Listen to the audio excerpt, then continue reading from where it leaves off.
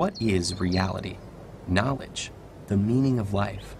Big topics you might tackle figuratively, explaining existence as a journey down a road or across an ocean, a climb, a war, a book, a thread, a game, a window of opportunity, or an all too short-lived flicker of flame. 2,400 years ago, one of history's most famous thinkers said life is like being chained up in a cave, forced to watch shadows flitting across a stone wall. Pretty cheery, right? That's actually what Plato suggested in his Allegory of the Cave, found in Book 7 of the Republic, in which the Greek philosopher envisioned the ideal society by examining concepts like justice, truth, and beauty. In the allegory, a group of prisoners have been confined in a cavern since birth, with their backs to the entrance, unable to turn their heads, and with no knowledge of the outside world. Occasionally, however, people and other things pass by the cave opening, casting shadows and echoes onto the wall the captives face.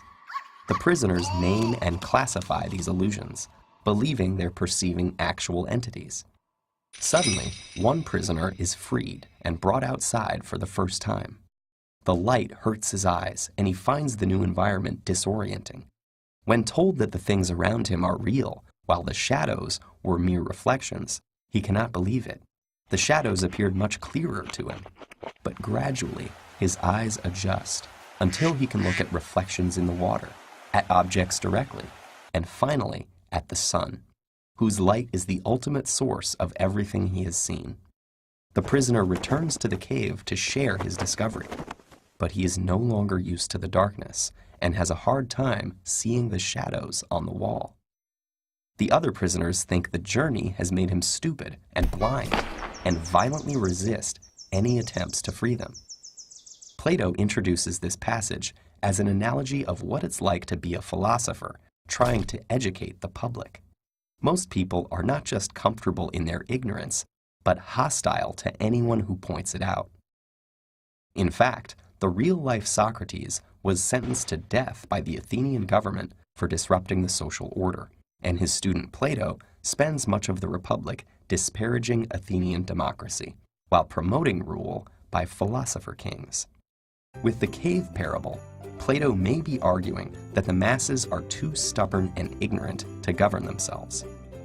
But the allegory has captured imaginations for 2,400 years because it can be read in far more ways.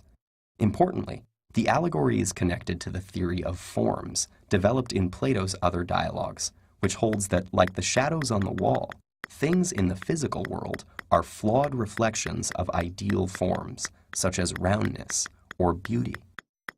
In this way, the cave leads to many fundamental questions, including the origin of knowledge, the problem of representation, and the nature of reality itself.